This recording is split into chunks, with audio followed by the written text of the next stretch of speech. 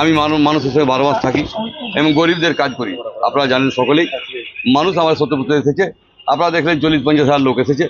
আমরা আপ্লুত যে আমরা রেকর্ড পরিমাণে জিতব। মাননীয় মুখ্যমন্ত্রীর কাজ এবং আমি 12 মাসের সেবা যে করি তার আজ প্রতিফলন। আজকে নমিনেশনে যাচ্ছি। আমরা আশা করি শান্তিপ্রিয় আছে, এলাকা শান্তিপ্রিয় আছে। বিজেপি চক্রান্ত করে দাঙ্গা লাগাতে পারেনি। আমরা মানুষকে ধন্যবাদ জানাই।